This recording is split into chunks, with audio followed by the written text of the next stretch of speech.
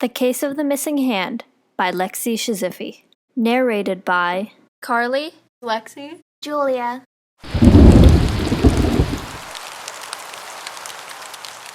It was a rainy Sunday afternoon. The streets outside Jenny's apartment were slick and busy with cars. Her pug, Wrinkles, was eager to go out in the rain and on a long walk with his owner. Just a minute, Wrinkles. I have to find my shoes. Called Jenny. After a few minutes, she joined Wrinkles at the front door. Slipping his collar on, the two headed out the door into the rain. Wrinkles seems really hyper today. Jenny thought to herself. It's probably just the new treats I've been feeding him. After about 15 minutes of walking, the pair reached the trail that led through the small woods on the outskirts of the city. A woman who was wearing all black passed by. Hi, how's it going? Said Jenny with a smile. The woman glared at Jenny and kept walking. Wrinkles' sudden barking snapped Jenny's attention from her interaction with the grumpy woman. Thinking it to be a new smell or some small animal, she walked over to him to usher him onward. It was a new smell, which made Jenny almost vomit. A dead body lay half covered in leaves and mud. The clothes were blood-stained and torn. Before Jenny could react, she noticed the strangest thing. The man was missing his left hand. She let out a terrified scream after around 30 seconds of standing and staring.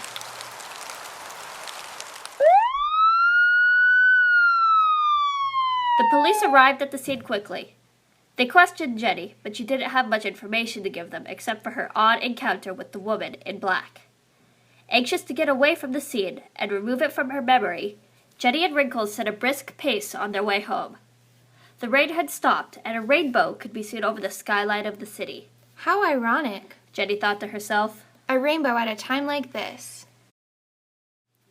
Jenny spent the next few days entirely focused on her schoolwork, trying to forget about that rainy Sunday afternoon.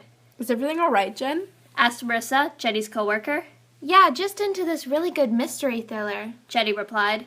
The book, titled The Case of the Masked Murderer, was an old book, and it had been the center of Jenny's attention ever since the murder. She had hoped it would give her a clue, an epiphany of some sort, that would help her understand this precarious situation. If only she knew more about the woman dressed in black. She was convinced it was her who had murdered the man. In the coming weeks, the police had told Jenny the man's name and more information about him. His name was Mark Thompson, and he was employed as a butcher with no immediate family. The new information created more questions than answers. One day, while she was reading, Jenny stumbled upon a sentence that helped her tremendously. Step 1. Put yourself in the victim's shoes and go through their daily life, wrote Jeff Cole, author of famous murder mysteries. His daily life, thought Jenny. I need to go through his daily life to look for clues as to who could have killed him.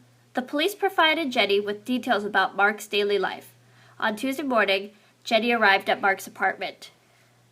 I wish I knew more about Mark, his personality, or what he was like, said Jenny to herself.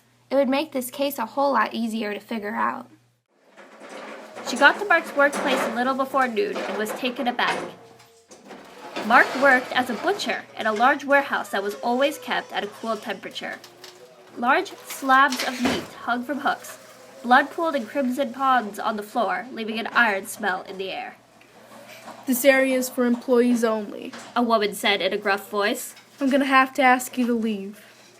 Oh no, I'm just trying to find out what happened to Mark Thompson, said Jenny. Do you happen to know him personally? Yeah, I knew him.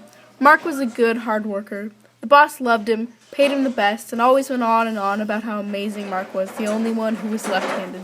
Like that even mattered, the woman said.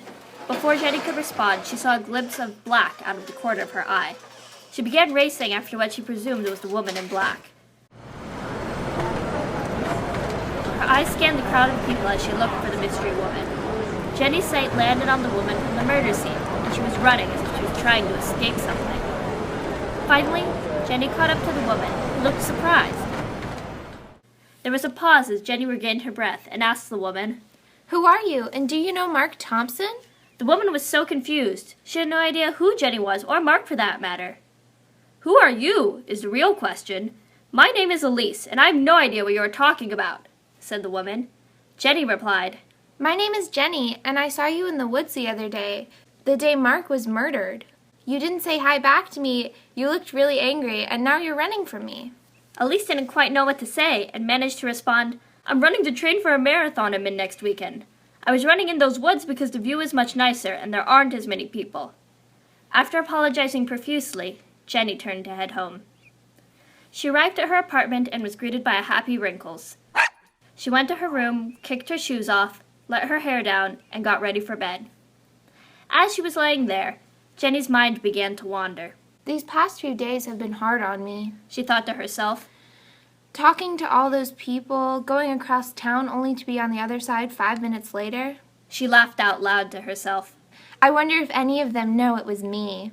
Jenny had killed Mark Thompson and dumped his body in the woods in the early hours of the morning on that rainy Sunday. The motive being Mark's occupation. Jenny was a vegan and resented even the thought of butchers cutting up poor animals. Jenny had learned in the weeks prior to the murder that Mark Thompson was one of the best butchers in the area, and she decided to take a stand against the cruelty the animals faced being cut up and eaten. As for the hand, since Mark was left-handed, Jenny thought it was only right that she cut off the hand that was responsible for so many animals' dismemberments, and it had made a nice treat for a certain pug. A few weeks after the events of the murder, Jenny received a call from the police notifying her that they had a group of suspects who they think committed the crime. They wanted her to come in and look at them in the one-way mirror type situation, where the one person points to who they think did it. She laughed and decided to go, only for her own amusement. Jenny was greeted by Officer Jackson and Chief Miller, and they led her to a small room with one wall covered by a dark curtain, the one-way mirror wall. "Ready to see who killed Mark?" asked Chief Miller. Very ready, said Jenny with a grin. Officer Jackson walked over to the curtain and pulled it away. As soon as the curtain fell away, Jenny realized it was an ordinary mirror.